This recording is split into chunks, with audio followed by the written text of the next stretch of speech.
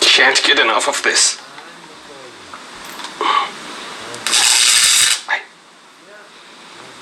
Look at that. What are the... Look at this. Well, there seems to be a great hope for the Tesla coil in the chamber. Imagine the whole Tesla coil glowing in there.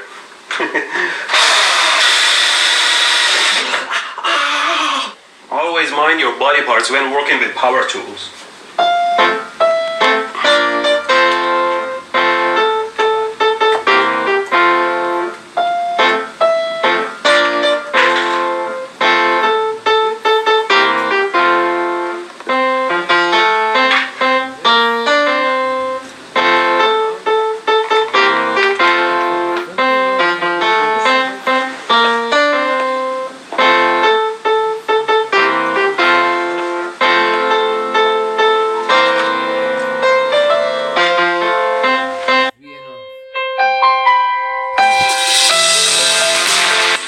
Hello. Oh, hiya. I got a missed call from you earlier regarding the Xbox. Yeah. What kind of Xbox is that? A 360. Is that one of the old ones or the new ones? Well, an older one. What's the difference between an Xbox One and the one you've got? Sorry? What's the difference with the Xbox One and the one you've got?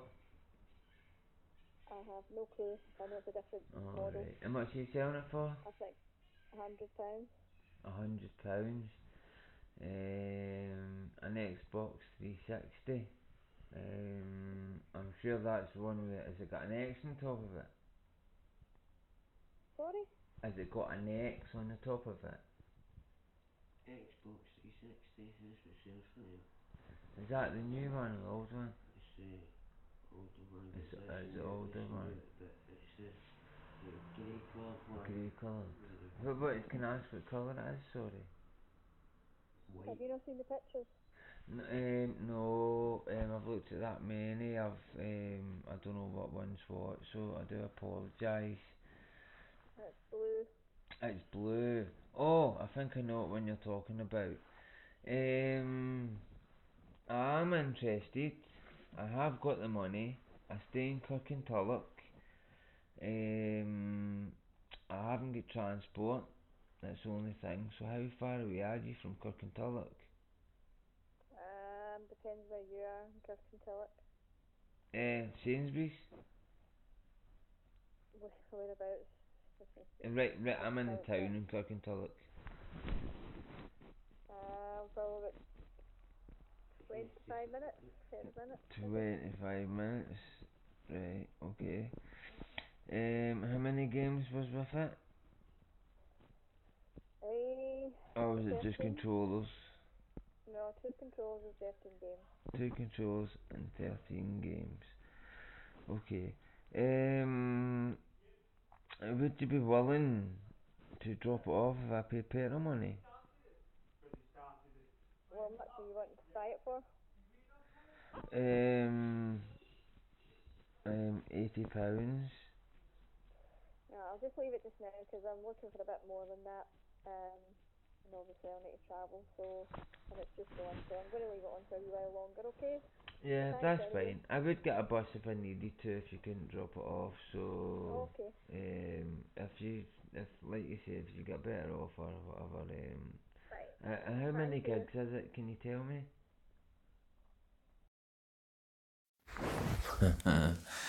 I'm not giving a fuck because I've got money anyway. Right, anyway, let's go back to this. Hello.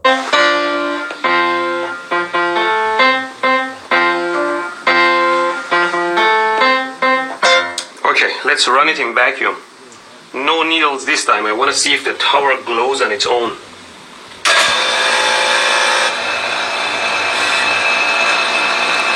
Oh look, it's going. Oh, what's that?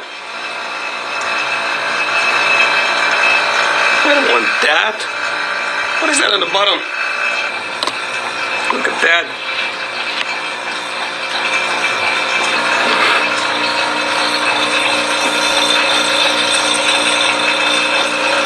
that. It's probably heating up the coil. I put some electrostatic bubble wrap around it to... Meet Otto Sergey. Hello. He searched for energy deals, so you no have to. Hopefully. There we go. It's coming out of the sharp spots of the top load. Well, I was hoping for a more magnificent glow, but hey, this is better than nothing, I suppose. Maybe the vacuum is not that great, because I can still hear the arcs.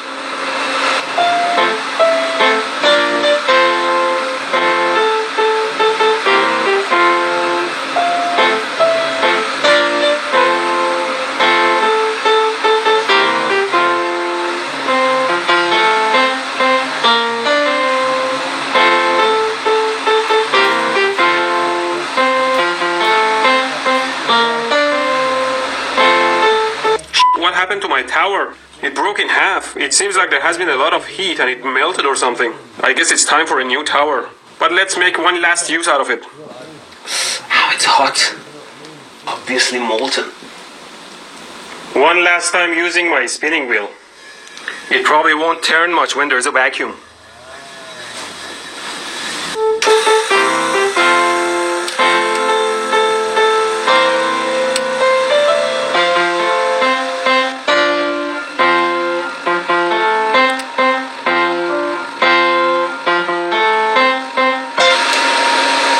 Just a steady spin. Since it's spinning, it shows that there is still air inside.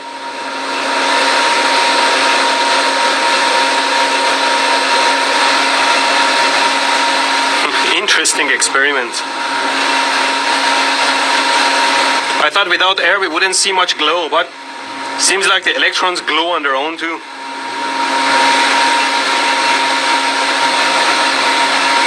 It stopped spinning. Is it out of air now? Really? Such a nice glow. The body of the wire is glowing too. Seems like the electrons are floating on its surface.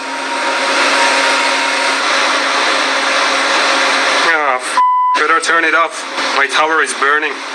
Now let's do a minute of monetized silence to celebrate the lifetime achievement of my tower.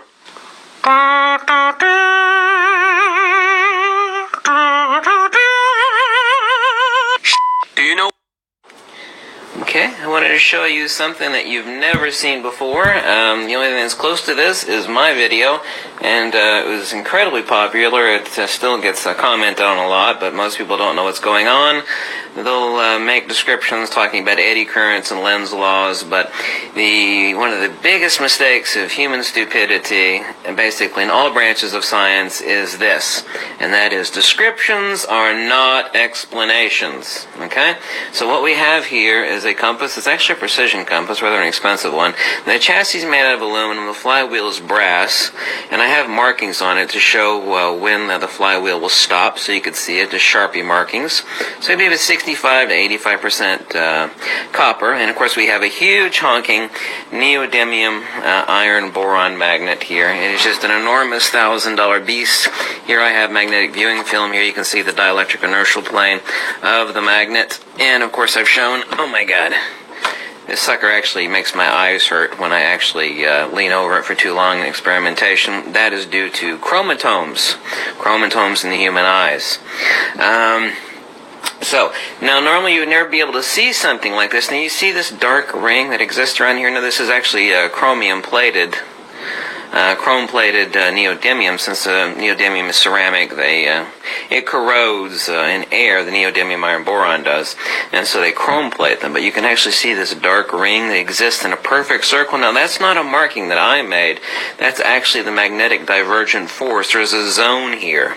Now this zone, now I don't have a Gauss meter currently. My buddy does, and I've used one extensively. Is you're able to determine that you have a high flux reading right here and right along the centrifugal edge. So what exists around this magnet is a toroidal force divergence. And what exists in the center, which would be trans-Euclidean geometry, is a hyperboloid. If you actually take the negative image of a torus, i.e. a donut, what you have is a hyperboloid. If you know what a hyperboloid is, then you should Google it. So what I'm going to do right now is the only way you'll be able to see this is using an enormous, expensive magnet like this, is that you never be able to see it in the small one because you don't have enough surface area to see the fact that there's a huge zone difference between the centrifugal and the centripetal edge like this. Now, like in a normal AC motor or DC motor, what we do is we have a revolving magnet, and of course we have a copper coil, but here we have the inverse. We have a stationary magnet, and we are going to have the revolving copper coil, but it's not going to be a coil, it's just going to be a flywheel. And I'm going to spin it up using a Dremel tool over here, the flywheel, and since I have markings here, you're going to be able to see what happens, and then you're going to have to explain what's going on. And then I'll tell you exactly what's going on. Okay, so let me spin up the brass flywheel on this gyroscope, and we'll take a look at something.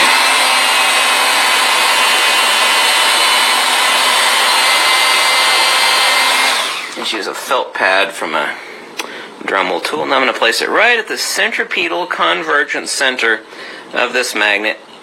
You can hear it spinning, revving up really high. I'm going to try to hold it really stationary, which of course I can't hold it perfectly stationary. Of course I could let go of it for a second too, but I don't want to do that. I want to show you something important. Now, what's happening is I have this flywheel positioned dead center, or mostly dead center, over the the centripetal convergent vortex. And you're able to see this vortex with a ferrule cell. Okay, I explain this in my book, Uncovering the Missing Secrets of Magnetism, which is free, by the way. I'm working on the 4th edition. It's currently in the 3rd edition. This sucker will spin and spin and spin and spin until you're so bored that you wouldn't want to watch this damn video anymore. Okay? Spin and spin. It just spins, spin, spin, spin, spin. So now, let's place it at the centrifugal divergent edge and watch what happens. Not touching it. Boom. Immediate braking. I think I accidentally did tap it right there at the very end. So, let's spin it up.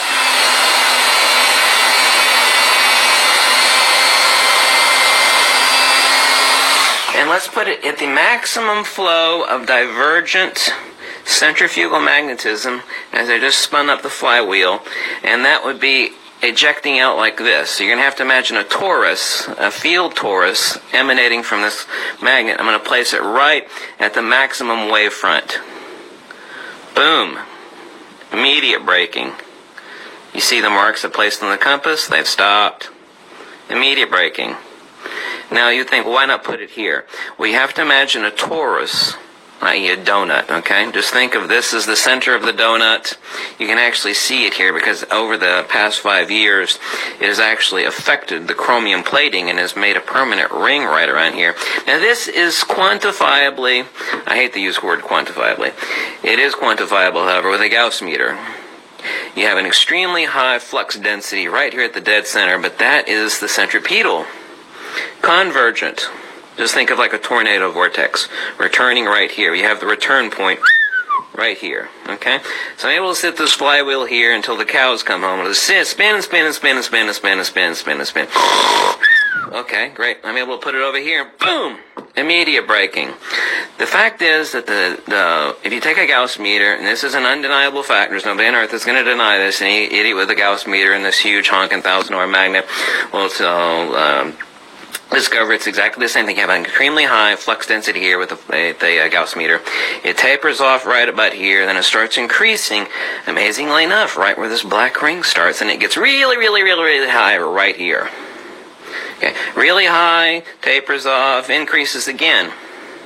So basically, actually the difference, depending on how the magnetic geometry is and how good the grade of the neodymium iron boron is, we can actually say, oh, there is a variable, that the flux density is the same here as it is over here. Although there sometimes exists as much as a 10% variance. So why not tell me, and of course I know the answer, why the sucker will spin and spin and spin. Right now I can place it like this, be the same. I've got nice expensive precision gyroscope, unlike a cheapy gyroscope. it'll spin and spin and spin right here, like this, right like this. But over here, at the same flux density with the Gauss meter, boom, automatic braking. Now you can only see this on a gigantic, enormous, dangerous monster magnet like this, because you can take a little tiny magnet, you know, obviously take a gyroscope like this, you're always over the centrifugal edge because the magnet is basically the same size as the flywheel. You can only see that on a monster magnet like this, and this is the only place on the internet you're going to see this. It's always incredibly fun to show field flux issues using a precision gyroscope and a monster magnet. So why don't you tell me what you think is going on? If we have a quantifiable Gaussian flux density essentially the same at the centripetal convergent edge, center, it's not an edge, as we do on the, that slight hum is, I just greased the bearings on this a week ago. Spin and spin and spin until the cows come home. Okay, but if I take it, let me re-grasp it here. I place it right at the flow. Boom. I mean, you can feel it. You can actually feel the invisible force breaking it. And there you see the marks show right up. It broke it immediately. So what do you think is going on there? Well, I basically got the same, Gaussian flux here on the centrifugal divergent edge as I have on the centripetal convergent edge. Now, here's something that you need to consider. You ever been to Ripley's Museum? Believe it or not, there's this neat trick. It's called the invisible faucet. There's this faucet that hangs up in the air, and it pours down water. It's like a gigantic faucet, but there's nothing feeding the faucet. So it's like, well, how the water, of course, the trick is that there's an invisible tube that comes right up the center of that stream that feeds it again and then drops it out again. It's a neat little trick. It is very, very amusing, and it's held up with a plastic pipe. So it looks like this faucet that's hanging in the air, it's about yay long, is pouring out water. Analogously, that's the same thing that's going on in a magnet. What you have, and you have to understand Euclidean geometry and trans-Euclidean geometry, which would be space and counter space. Okay?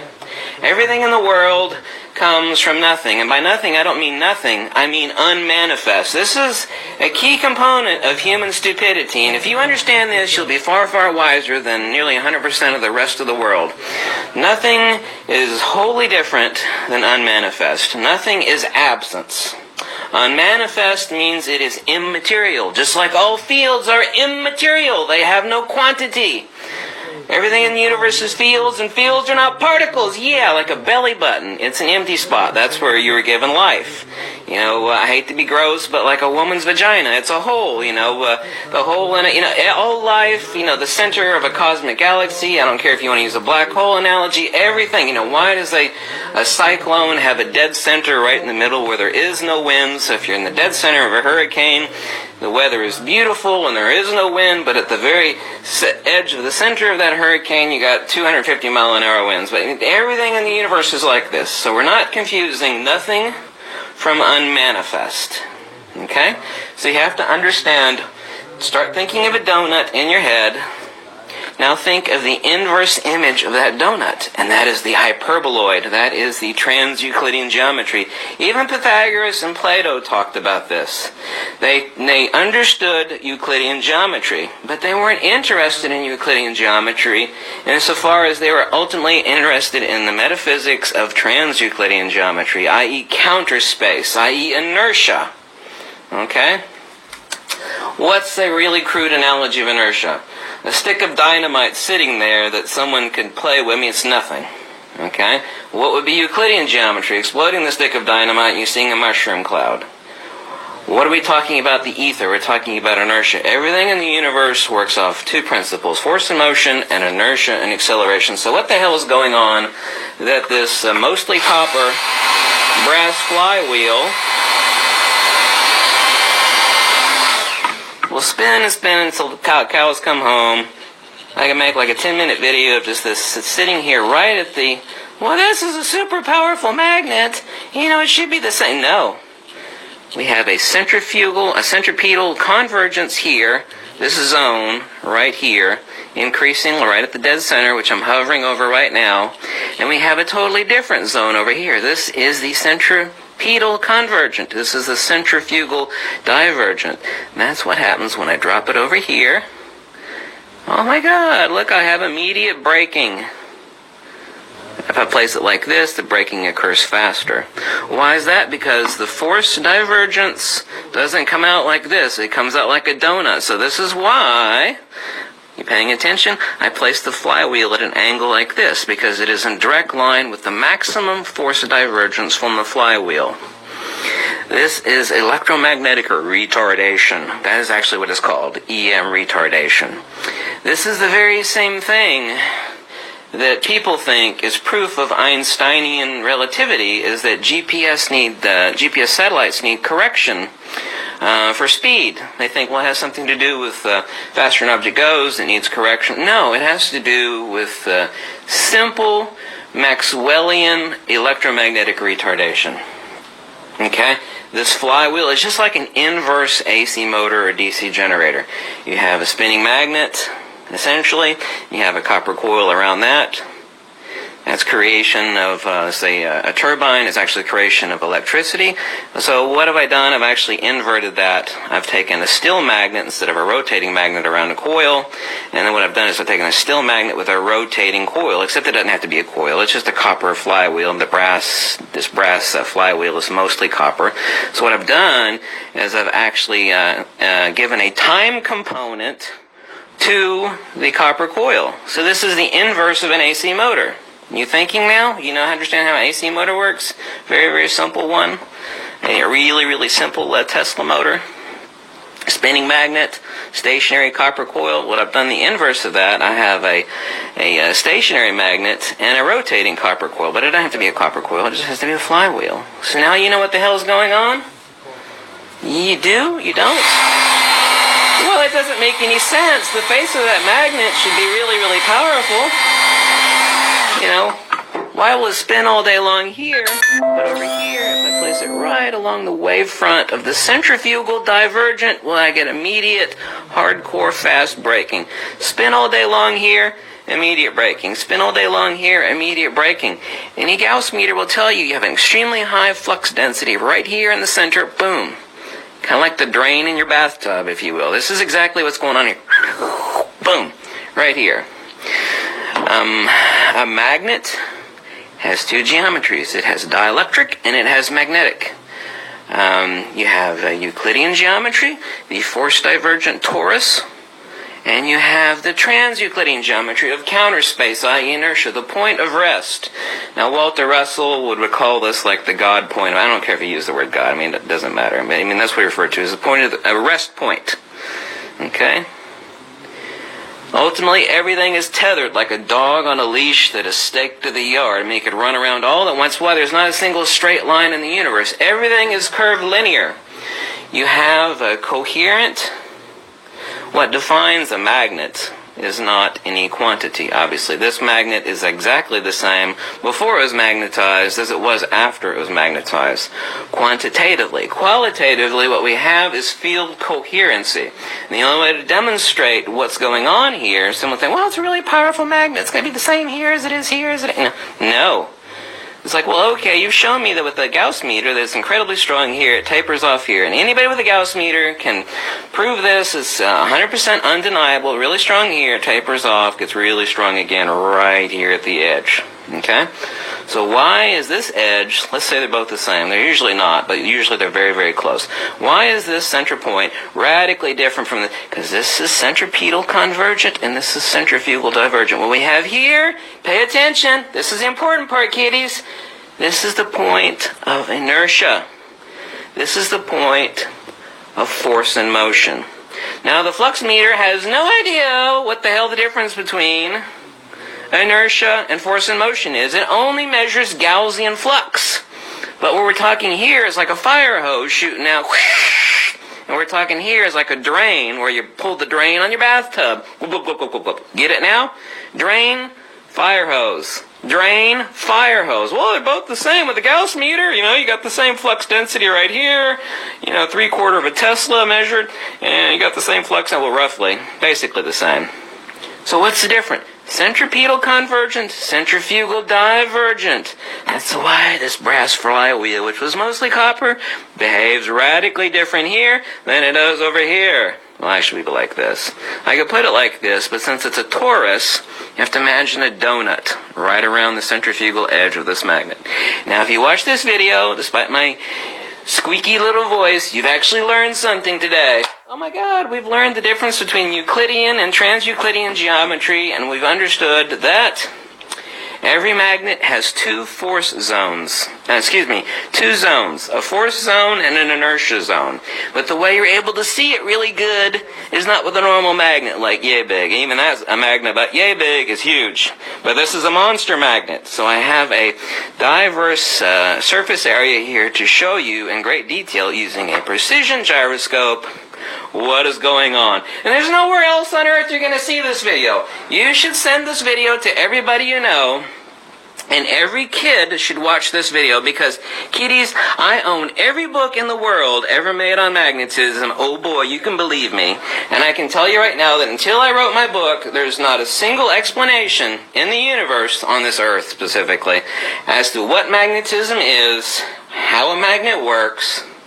The smartest minds in the world have been asked, how does a magnet work? You know, it's really simple. Instantaneous action at a distance. There's no particles being emitted from this magnet. You know, you got idiots like Richard Feynman. You know, it was asked about, I made a video about how stupid he was. He was asked very simply by a BBC News reporter, I believe it was. How does the magnet work, man? And he made an analogy about an old woman slipping on. He's got no clue. He's dead now. This guy was heralded as the god of quantum physics. You know, he wrote QED, Strange Theory of Light and Matter. He had no idea how a magnet works. I'm telling you right now, Mother Nature, she doesn't have a calculator. She really simple. And she only knows two things: force and motion and inertia and acceleration. The torus is force and motion, and the hyperboloid is inertia and acceleration. Euclidean space, trans-Euclidean counter space, i.e. inertia. Got it? Thank you. You should love this video, and you should watch it twice. And this is the only video that I've said that will say that you should spread to all your friends and have them watch, because it is important. And if you understand what I said in this video and you get it, then you will really be understanding something that is so universally important that you will have, before you've croaked, you will have learned one of the hidden secrets of the universe, because this is it, baby. And it is so simple. Mother Nature doesn't have a calculator. She works really simple. Everything is a field pressure mediation, and she only understands two things: force and motion and inertia and acceleration. Centrifugal, centripetal, inertia, and force. Very simplex. It doesn't get any more simplex than that. Anyway, thanks for watching. There's no trickery in this video. Everything I said can be duplicated by anybody, but nobody else has this video, and nobody else has usually $1,000 monster magnet either. But if you want to get one and duplicate this yourself, you'll get the same results. Okay? Thank you for watching. If you like this video, you can drop me $1 or $2. And remember, my book is totally free. There's no strings attached. You can download it off archive.org. It's called Uncovering the Missing Secrets of Magnetism, 3rd edition, 4th edition, due out soon. Thanks for watching. Bye. Hey, phone going, Ed. Ready? Aye. Ready, God.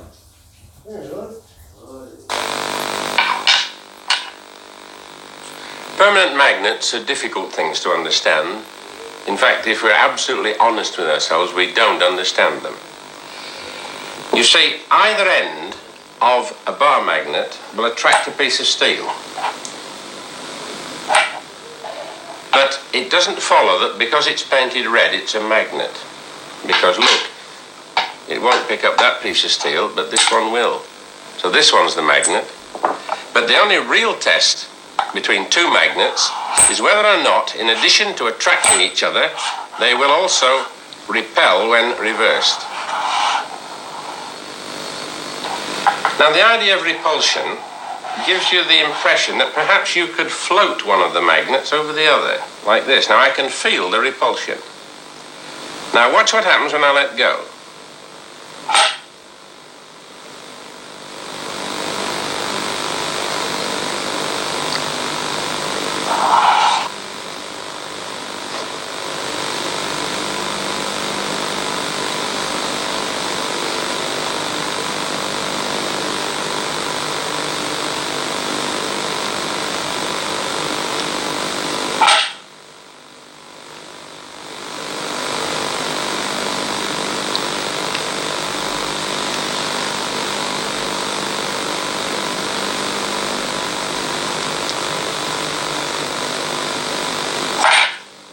You see, it won't stay there. You get the repulsive force, but we say it's not stable. Now, people have proposed this idea for suspending railway carriages over a track because it uses no power. But then you have to do something about stopping it falling off sideways. Now, we can make ring magnets like these. In this case, the whole of one side is a north pole and the whole of the other is a south. So if we get two of them, we can try and float one over the other. And again, you see, you get the lift, but we can't get the stability unless we put in a glass tube. Then you get floating. Oh, isn't that just marvellous? People have suggested you could use this for floating railway carriages, but you see the clearance there perhaps isn't big enough. So what we'd really like to have is some more magnets to make it stronger. That's going in roughly the right direction. Now we're getting a lot of clearance. But of course these magnets would be on the track and this would be the vehicle. So this is going to be very expensive. You want hundreds of miles of this. So what we'd really like to do would be to put a single magnet on the track and have more magnets on the vehicle. 2 magnets, 3 magnets. The gap, instead of getting bigger now, is getting smaller. So this is a situation which gets worse as it gets bigger. So it is no good for railway vehicles. Now there's another kind of magnet which doesn't involve the use of rings or anything like that. Instead, a coil of wire. We're going to take an iron bar and push it through the centre of the coil and then pass an electric current through the coil. Thank you, Barry. This meter will tell you how much current is passing. You connect that one, Barry, I'll connect this, or you connect the switch, all right. Now we should be able to make a magnet out of that bar of steel which at the moment is not magnetised. Now if you give me the board, Barry, we shall be able to see whether it behaves truly in the manner of a magnet, because here is a magnet. At the moment this is just a bar of iron, so the magnet will attract either end. Now let's see if we can make it repel by switching on. Get current. That end will now attract and that end repel. So now we've made an electromagnet. But will it work without the iron core? We'll just use the coil alone. Well, it certainly attracts. And I turn it round and it just repels. So it is still a magnet even though it has no iron in it at all. But of course if we put the iron core back, then the attraction and repulsion is far greater, so we make a better magnet. Now let's see how much weight we can lift with this magnet. Barry, pass me the iron bar. I'll see if I can pick up this heavy iron bar. And we can, just. It's not actually jumping up to meet it, but having made contact, I can just lift it. But there's more magic in an electromagnet if, instead of feeding it from a battery, we feed it from alternating current. Look at this oscilloscope. You see a spot rising and falling. That spot is really measuring the amount of current that flows in a wire. When it's above the middle line, the current flows one way, and when it's below, it flows another. Now, I've slowed this down to show you what is really happening, but in your house, you have an electricity supply which goes much faster up and down, even than that. Faster even than that. It goes up and down 50 times a second. Now let's have a look at an electromagnet over here that uses that kind of supply. Now this is a coil of wire with a long iron core. This is a ring of aluminium. Aluminium, you know, is a non-magnetic substance. We can't pick it up with a bar magnet, as you can, for example, a bunch of keys. So we'll put this non-magnetic ring over this iron core and switch on. You see that? You get the ring thrown high into the air. If, without switching off, I put it back, then it floats. But notice it never floats level and in the center. It always has to lean on the pillar, just like the permanent magnets did. If I put a thinner ring on, it doesn't float quite so high. Thinner still, a lot lower down. And if we go to the ultimate and cut a ring from kitchen foil, which is also aluminium, that doesn't float at all. But unlike our permanent magnets, if we now add some more rings, we shall begin to see the whole lot lift. Remember, with the permanent magnets, the more magnets we put on the top and the smaller was the lift, and in this case, the more the rings, the higher the lift. Put the thicker one on, thicker still, and up it comes right to the top. Now, what is the secret of this amazing device? This is the giveaway. This is a copper cylinder that is free to spin. If I hold the copper cylinder alongside, there's nothing much going on. But if I take this ring, which wants to float up there, and I force it down alongside the copper, then the copper begins to spin. And if I put it on the other side, it spins the other way. It is as if there was an upward sweeping something which is causing the copper to spin. And we call that upward sweeping something a travelling magnetic field. Now, this is a row of electromagnets arranged deliberately to produce one of these travelling magnetic fields. So when I switch it on, put our copper cylinder over it, and there you see the same effect, as if something was sweeping underneath it. When we put a bit of aluminium on, it does push it along, but not very fast. Let's try a bigger piece. That's better. Bigger still. Better still. You see, the bigger you go, and the better it gets. This, of course, we call a linear motor. Now, suppose we increase the current. Would you mind increasing the current, Barry? And we can now hold a sheet of aluminium, which is not only trying to be pushed along, but it's also lifting above the surface.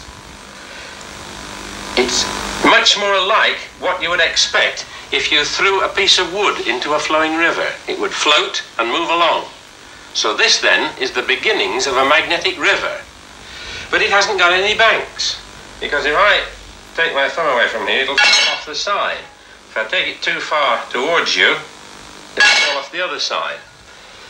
But if only we could stabilize it, then we should have something that looked exactly like a river. Now, how does all this work? Could I have the row of rods, please, Barry? This is a mechanical model of what you've just seen. Instead of a row of coils, we've got a row of rods. We're going to feed them with alternating current so that each one can rise and fall. And when we turn the whole thing, we get the impression of something travelling along. But I want you to notice that nothing actually travels along, because each rod only moves up and down. The thing that makes it real is when we put something into one of the troughs of the wave. Then something real travels along, can make it go the other way.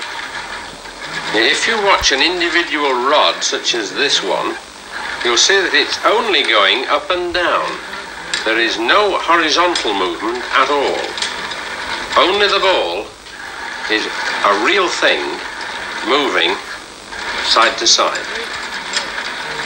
It's exactly the same with this magnetic river. I can switch it on and there is nothing above there, nothing moving horizontally until I put in the aluminium, and it's like putting the ball into the rods. So this is our first step towards a magnetic river. This is a single coil and a plain sheet of aluminium. So it will behave rather like our jumping ring. Right, so what's the deposit? Switch on and it goes. Try and put it back.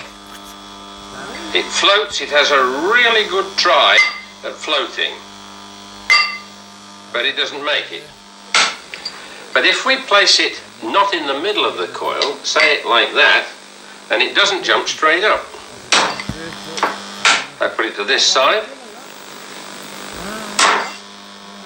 I put it towards me, and so on. Let us use this spinning cylinder again to see what's going on. Switch on, put the cylinder in the center, nothing happens. Introduce the plate, and it spins. Introduce the plate from the other side, spins the other way. Notice which way. It's trying to throw the plate out. So to try to do this is like trying to balance a pencil on its point. You just won't succeed. But this idea of producing travelling fields, like this, has given us an idea. If we could only produce inward travelling fields without the plate there, then we might have a chance of holding the plate in the middle. So let's try and do that. Instead of a single coil, I'm going to use two coils, one inside the other. This is a coil, and this is a coil, and these three rings are steel rings. They're to help to strengthen the magnetic field. Now we've found that we can produce this inward travelling field if we make the current in this coil go that way around at the same time as the current in this one is going the other way around. So when we put both coils on together, we can perhaps detect with the copper cylinder a very slight tendency to produce inward travelling fields. That is the bottom of the cylinder moving towards the centre.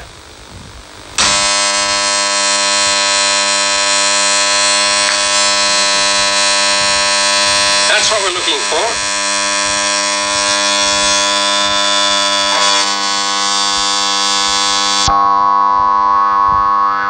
The magnetic field takes no notice of pieces of wood or cardboard or paper, so I can pass a piece of wood underneath without affecting the floating disc in any way.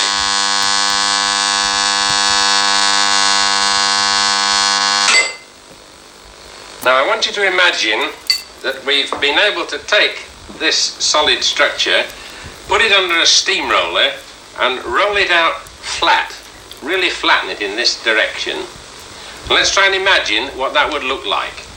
Well, here's our aluminium plate and we'll switch it on. Now there is our aluminium suspended, but not yet movable. I can push it by hand. It's as if we had a magnetic river without any flow. It's quite stable, but it needs something to push it.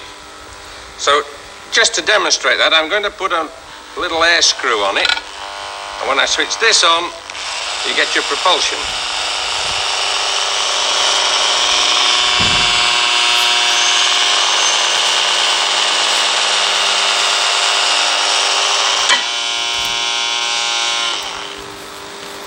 There was a time when we thought we should have to put a linear motor up the center between the coils to get propulsion as well as lift and guidance. But a few months later, we discovered that all that was necessary was to break up these two coils into a set of smaller coils, and we could get the lift, propulsion and guidance. I'm going to put a little air screw on it. And when I switch this on, you get your propulsion.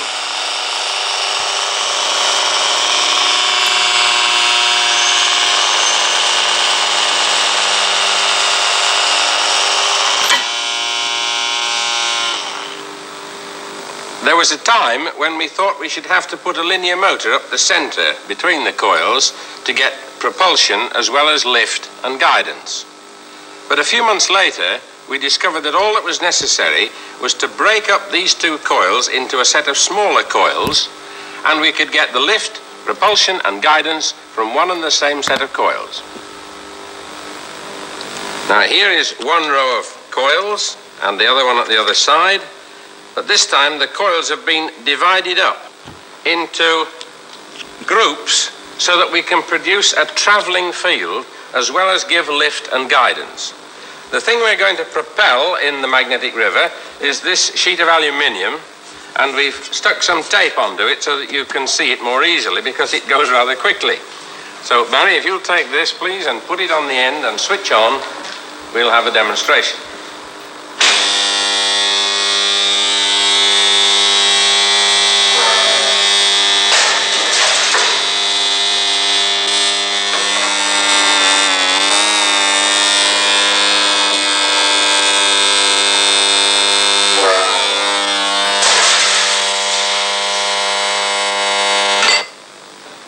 Now I'm going to change over two of the connections to this end of the track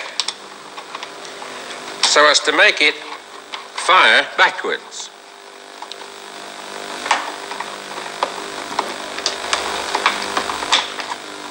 Now let's see what happens to our aluminium plate. Switch on please.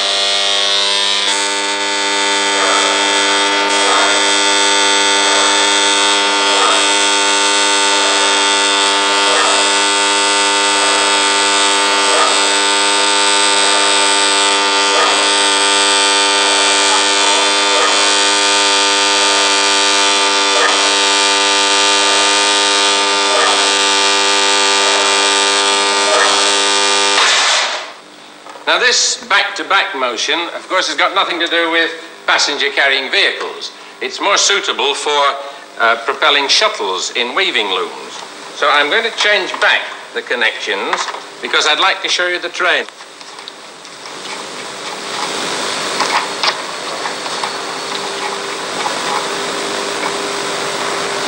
Now we're going to dress up this piece of aluminium to look like a passenger-carrying vehicle. The scale of this operation is such that this will now travel at the equivalent full-scale speed of 250 miles an hour. And Barry, if you'll start this one, I'll have to go and catch it because this is rather expensive.